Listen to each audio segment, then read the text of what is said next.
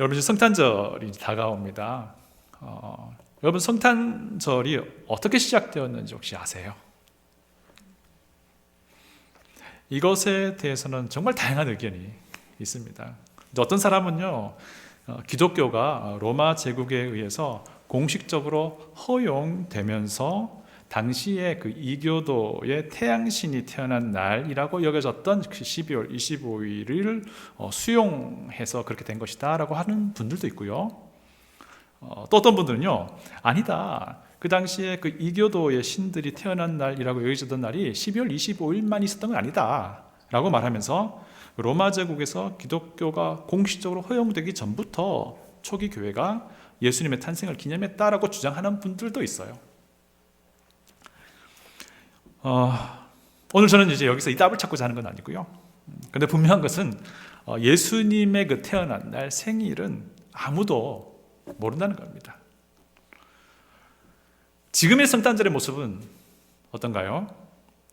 지금의 성탄절의 모습은요, 하나님이 세상을 구원하기 위해 십자가에서 대속의 죽음을 죽기 위해 인간의 몸을 입고 세상에 오셨다라는 이 성육신이라고 하는 이것보다는요, 오히려 아기 예수님의 그 생일 축하에 집중하는 것 같아서 좀 아쉽게 여겨집니다.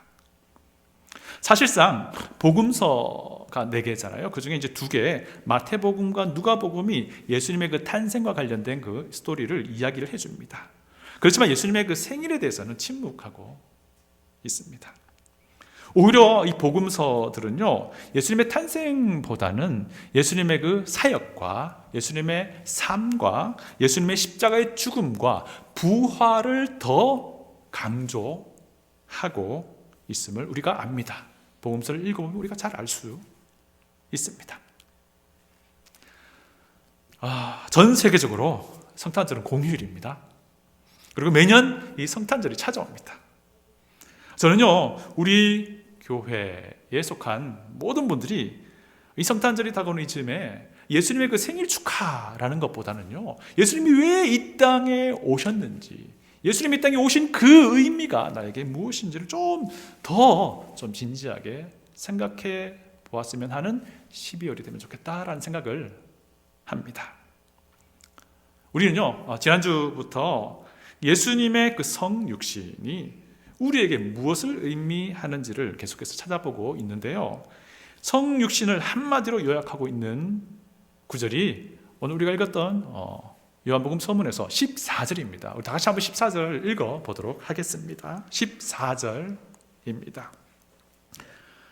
다 찾으셨죠? 시작합니다. 말씀이 육신이 되어 우리 가운데 거하심에 우리가 그의 영광을 보니 아버지의 독생자의 영광이요 은혜와 진리가 충만하더라. 아멘. 네.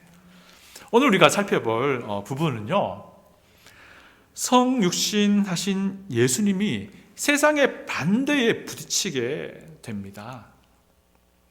세상은요, 빛을 깨닫지 못하고 세상은 예수님을 거부합니다.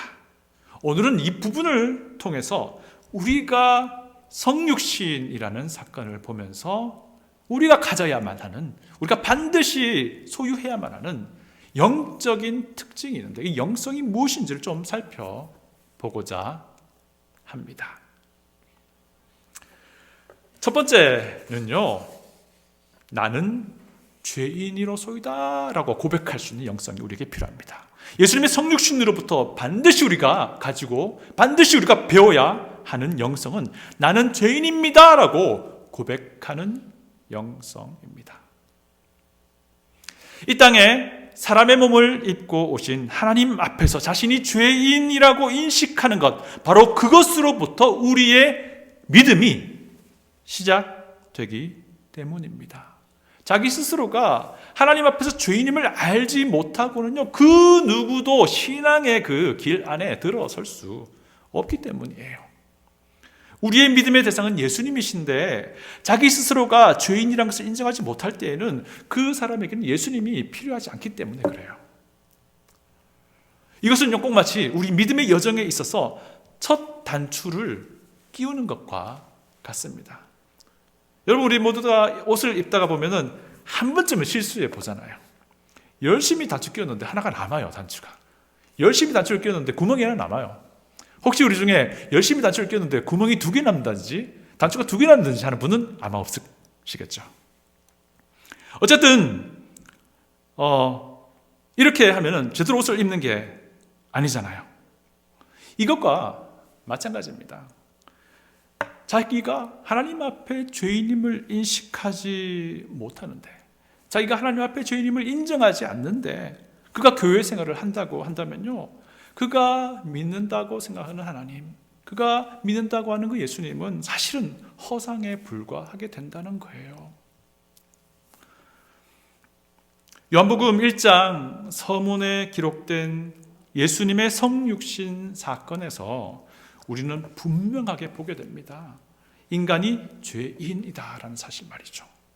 우리 다 같이 5절을 읽어 보겠습니다. 성경 펴시고 요한복음 1장 5절을 읽겠습니다. 빛이 어둠에 빛이 돼 어둠이 깨닫지 못하더라. 어둠이 깨닫지 못하더라 라고 말합니다. 빛이신 예수님께서 이 땅에 오셨는데요, 어둠이라고 표현되는 세상은요, 그리고 그 세상 안에 그 인간들은 빛을 깨닫지 않는다, 못한다라고 합니다. 이 깨닫지 못한다라고 하는 것이 무슨 뜻이냐면요, 첫째는요, 소극적으로 모른다라는 것 자체예요. 두 번째는 아주 적극적으로요, 그 빛을 거부하는 것을 의미합니다. 왜 깨닫지 못할까요? 왜 거부할까요? 모든 인간이 죄인이기 때문이라는 것을 우리에게 보여주는 거예요. 모든 인간이 죄로 인해 타락한 상태라는 것을 우리에게 보여준다는 거예요. 여러분, 빛이 들어오지 않는 깜깜한 공간에 들어섰다가도요, 자기가 가지고 있는 것을, 자기가 가지고 있던 그 랜턴을 켜면은 갑자기 환하게 보이면서 그 안에 무엇이 있는지 우리가 보게 되잖아요. 빛이신 예수님이요, 죄된 인간의 모습을 드러내 보이기 때문에 그렇습니다. 여러분, 요한복음 전반에 그쳐서요, 빛과 어둠의 대조는요, 구원과 악함의 대조를 보여줍니다. 사람들은 어둠을 사랑합니다. 왜냐하면 사람들의 행위가 악하기 때문입니다. 제가 요한복음 3장 19절을 읽어드리겠습니다. 혹시 찾을 수 있는 분 찾아보십시오. 요한복음 3장 19절입니다. 그 정죄는 이것이니 곧 빛이 세상에 왔으되 사람들이 자기 행위가 악함으로 빛보다 어둠을 더 사랑한 것이니라. 구원의 빛이 세상에 왔지만 그 빛을 거부한다는 겁니다. 그리고 어둠을 더 사랑한다는 겁니다. 왜 그런가요? 자기의 행위가 악하기 때문이에요.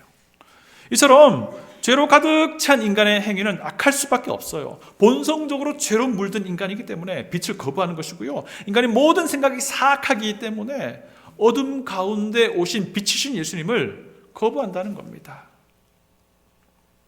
이것을 통해서 우리가 반드시 알게 됩니다. 우리가 죄인이라는 명백한 사실 말입니다. 이 사실을 인정하지 않기 때문에 예수님을 거부하는 것이고요, 이 사실을 모르기 때문에 그에게는 예수 그리스도가 필요하지 않게 되는 거예요. 제가 리버사이드에서 사역을 할 때요, 청년 하나가 우리 교회를 찾아왔습니다. 제가 청년 담당이었거든요. 그래서 이제 그 청년과 함께 이런저런 이야기를 하게 됐는데, 대화를 하다 보니까 그가 아주 어릴 적부터 교회를 출석했다는 것을 알게 되었어요. 그리고 그는 스스로를 모태신앙인이라고 설명을 했습니다. 이제 어떻게 하다가 여기까지 오게 되는지 이야기 들어보니까요, 그가 미국에서 치대를 졸업하고 이제 치과 의사가 이제 그 지역에서 된 거예요. 그래서 이사를 하게 되었고, 당연히 새로운 지역에서 새로운 교회를 찾아왔다는 겁니다. 이런저런 이야기하다가 제가 마지막에 이런 얘기했습니다. 예수님이 혹시 누구세요? 라고 물어봤습니다. 그 청년이 예수님이 누구신지에 대한 질문에 대해서는 대답을 되게 머뭇거렸어요. 그 대신에 자기 자신의 과거의 인생을 이야기하면서 지금까지 수많은 어려운 상황에서 하나님께 기도했더니 마음의 위로가 되었고 참 많은 도움이 되었다라고 고백을 하고 있습니다. 그 뒤로 제가 제안을 해서요, 매주 성경을 공부하게 되었습니다. 성경 공부하다 보니까 이제 죄에 대해서, 인간에 대해서 이제 보게 되었습니다. 인간의 죄에 대해서 막 가르치게 되었는데요, 인간은 거룩하신 하나님 앞에서 아무런 가치 없는 죄인이다라는 것을 우리가 배우게 되었고요. 인간의 그 의로우신 하나님 앞에서 인간은요, 죽음에 해당되는, 사형에 해당되는 그런 죄인이다라는 것을 우리가 또 배우게 되었고요.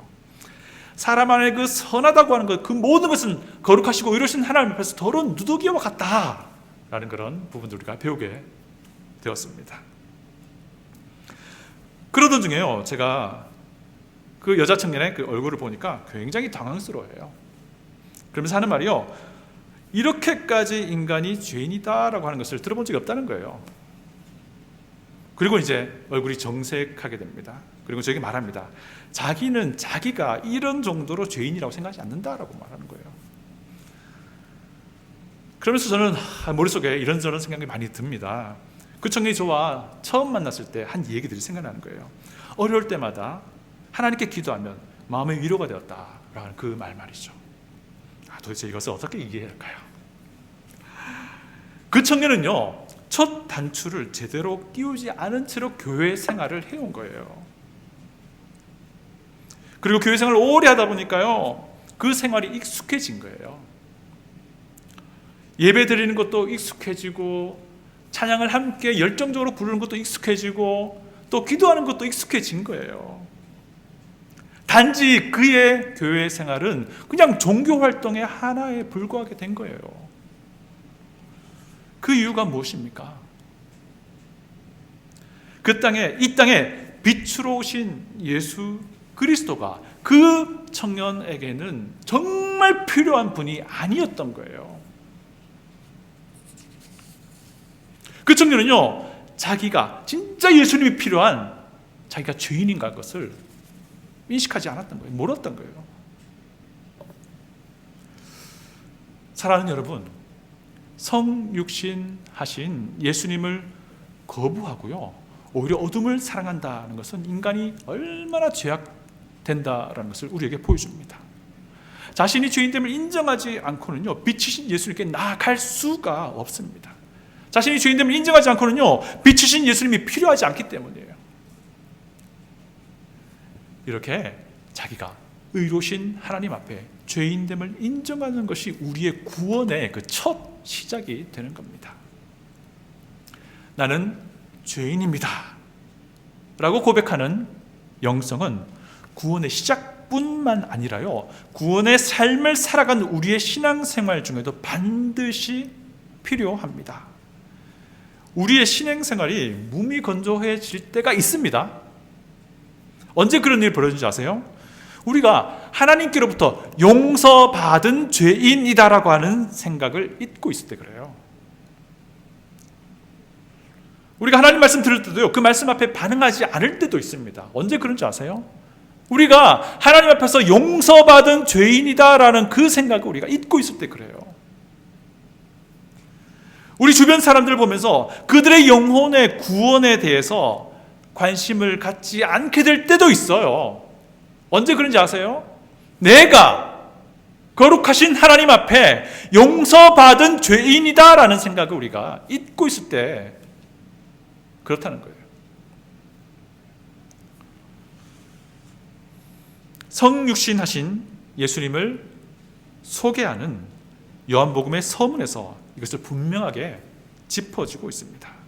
이것은 믿음의 여정에 있어서 첫 단추예요. 우리는 매일매일 옷을 입습니다. 그리고 웬만하면 첫 단추 잘 끼워 나갑니다. 혹시나 실수해서 단추가 2개가 남거나 구멍이 2개가 남거나 그러더라도 바로 잡아요. 물론 규민이는 2개가 남아도 그냥 나갈 때도 있습니다.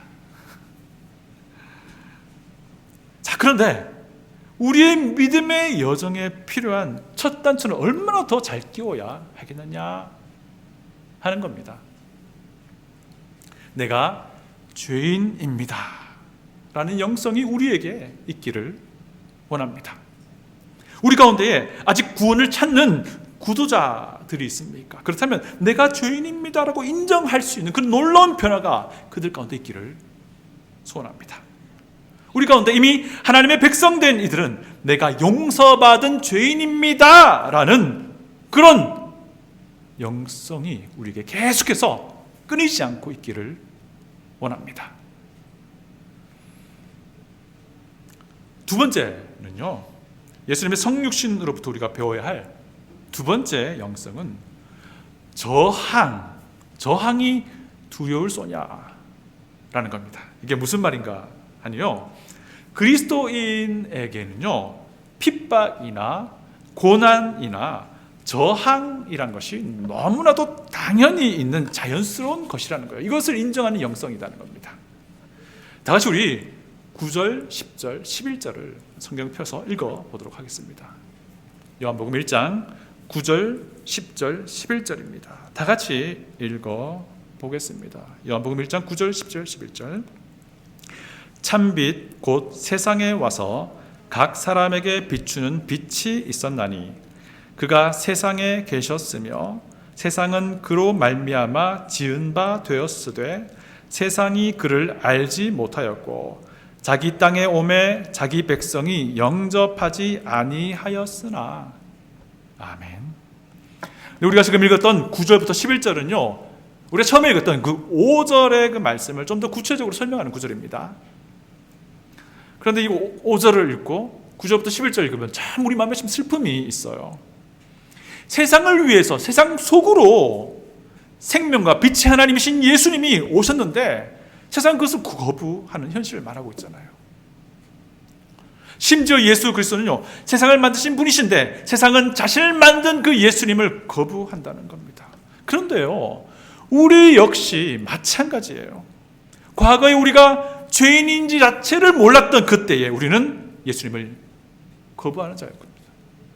과거에 우리가 예수님을 주님으로 영접하지 않았을 때는 우리는 예수님을 저항하던 자들이었습니다. 우리도 우리를 지으신 예수님을 무시하던 자였던 거예요. 10절 보니까요, 세상이 그를 알지 못하였고 라고 말합니다. 그는 누굽니까? 네, 예수님이세요. 영원히 존재하시는 예수님, 창조주이신 예수님, 생명의 근원이신 예수님, 빛을 비추시는 예수님이십니다.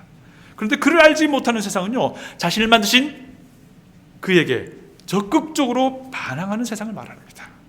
심지어 자기 백성이라고 말하는 이스라엘 백성조차도요, 자신을 만드시고 자신의 조상들과 함께 동행해 오셨던 하나님, 그리고 이 땅에 성육신하셔서 드러나신 예수님을 거부한다라고까지 이렇게 말하고 있습니다. 11절 보면 이런 말씀이 있습니다. 자기 백성이 영접하지 아니하였으니.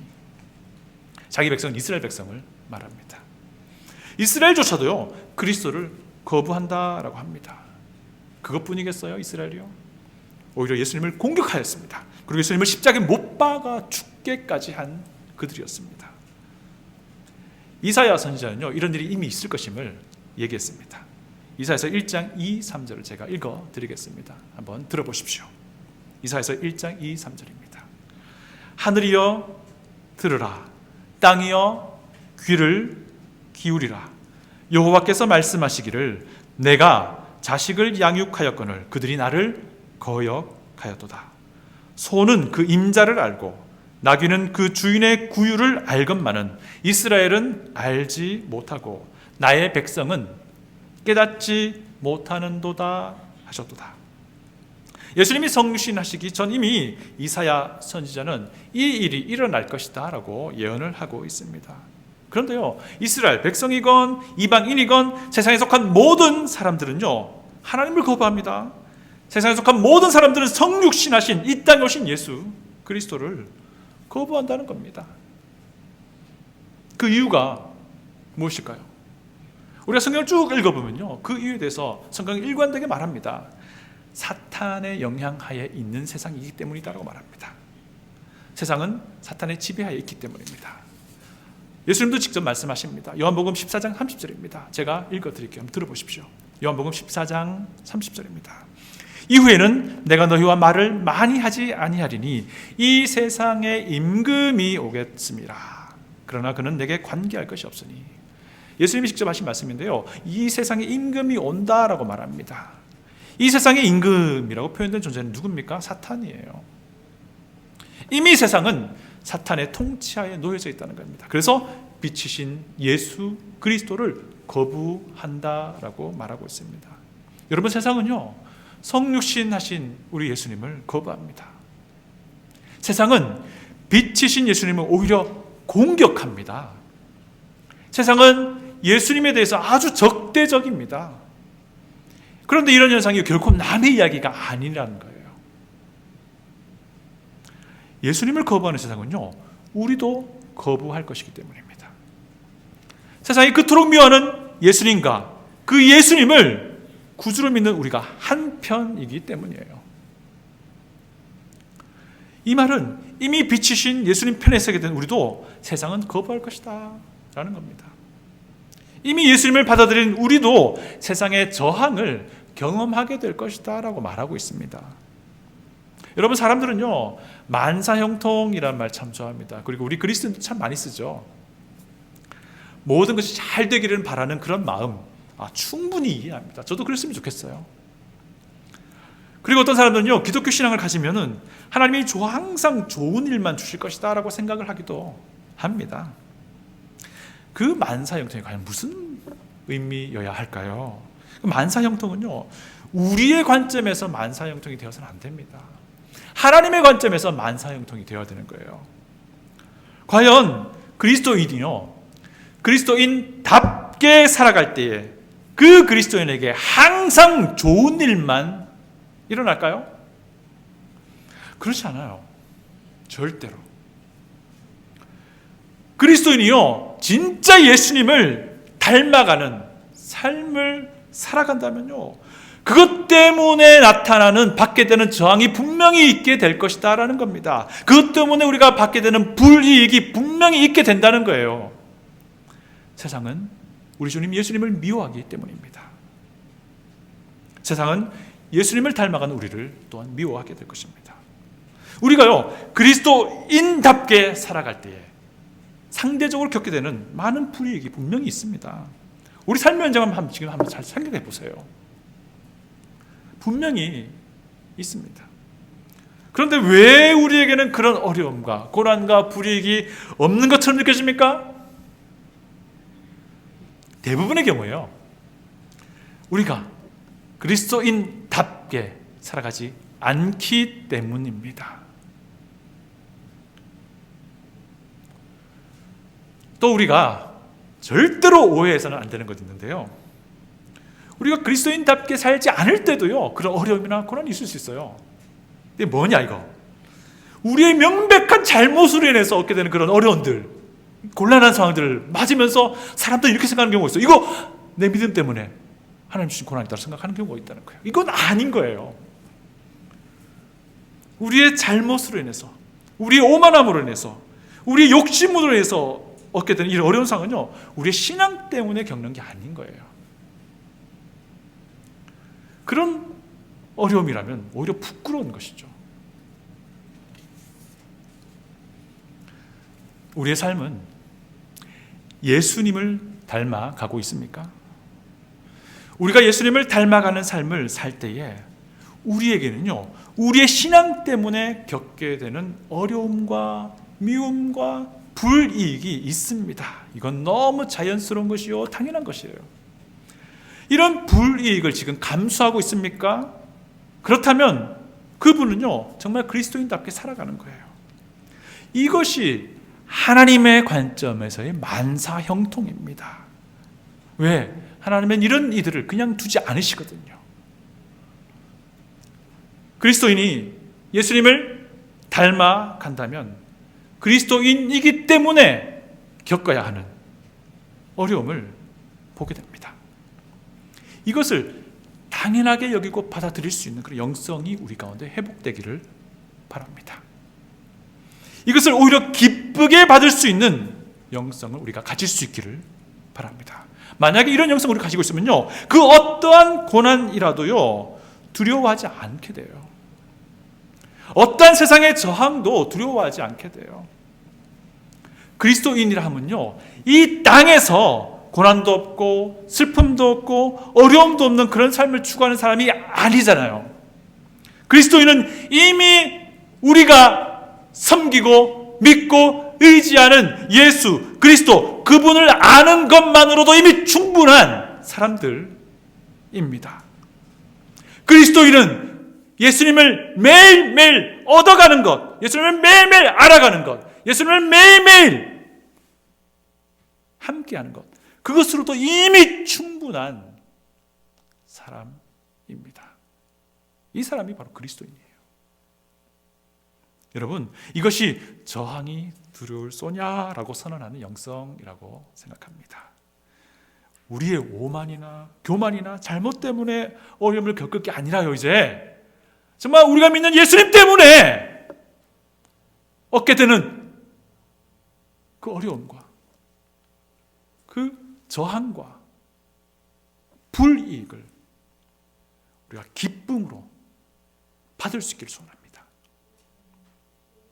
이것이 영광스러운 일임을 우리가 알기를 원합니다. 이 영성이 우리에게 있기를 소원합니다. 지난주 설교에서 우리는 예수님은 누구신가? 라는 질문을 해보자라고 제가 말씀을 드렸습니다. 혹시 우리 중에 예수님이 누구신지에 대해 확신하지 못하는 분이 있습니까? 혹시 우리 중에 구원을 얻고자 하는 분이 있습니까? 혹시 우리 중에 믿고자 하는 분이 있습니까? 먼저 거룩하시고 의로우신 하나님 앞에서 내가 죄인됨을 알게 될 수 있기를 간절히 기도합니다. 내가 죄인입니다라고 인정할 때에 그제서야 구원의 빛이 보이기 때문입니다. 내가 죄인입니다라고 하나님 앞에 무릎 꿇을 때에 그제서야 구원의 은혜를 얻을 수 있기 때문입니다.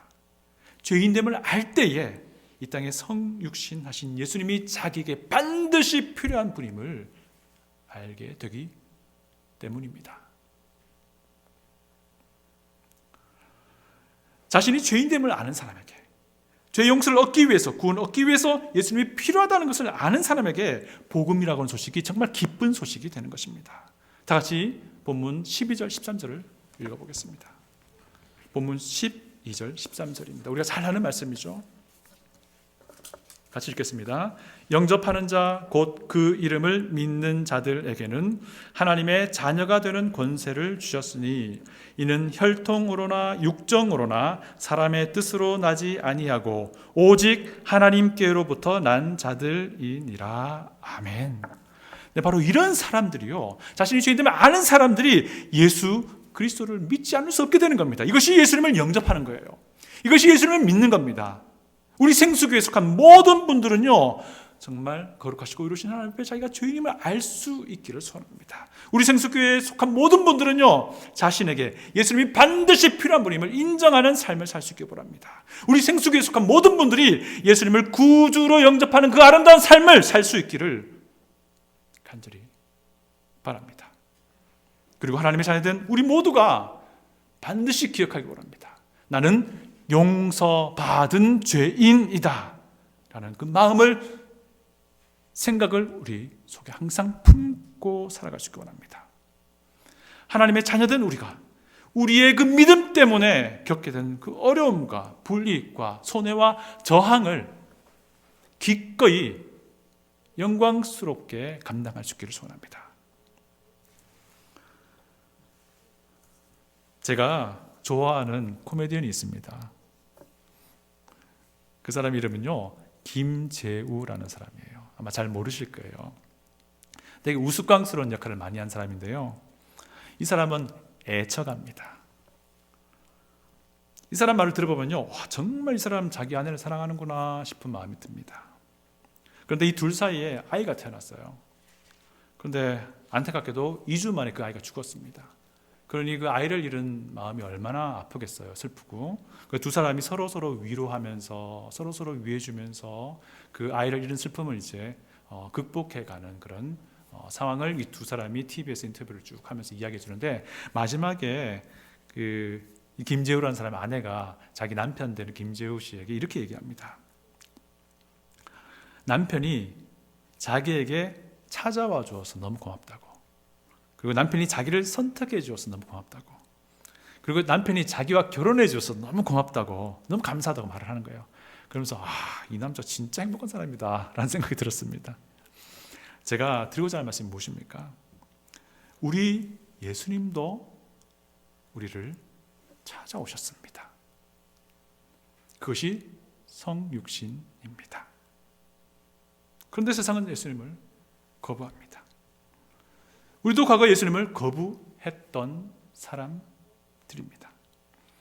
그러나 정말 놀랍게도 어느 순간 우리는 우리 자신이 하나님 앞에서 아무 쓸모없는 죄인임을 알게 되었습니다. 그러고 나니까 예수님을 도저히 거부할 수 없는 그런 상황이 우리에게 온 거예요. 그래서 예수님이 반드시 나에게 필요한 구주이시다라는 것을 알게 된 겁니다. 이것이 바로 구원이에요. 이것이 바로 믿음인 겁니다. 이렇게 함으로써 우리는 예수님을 믿는 믿음 안에서 하나님의 자녀가 된 것입니다. 그리고 나서 우리는 용서받은 죄인임을 항상 마음에 품으면서 살아갑니다. 우리가 이것을 우리 마음에 품고 살아갈 때에 우리는 정말 한없이 겸손할 수 있습니다. 한없이 은혜로 가득 찰 수 있습니다. 주변의 모든 것이 아름답게 보입니다. 그리고 그리스도인으로 살아간다는 것은요, 항상 세상에 도전과 저항이 있는 삶이에요. 우리의 잘못 때문이 아니라, 우리의 오만함 때문이 아니라, 우리의 교만함 때문이 아니라, 우리의 욕심 때문이 아니라, 우리의 악함 때문이 아니라 우리의 믿음 때문에 겪게 될 저항을 기쁨으로 받을 때 오히려 우리 안에 더 많은 은혜가 넘칠 줄 믿습니다.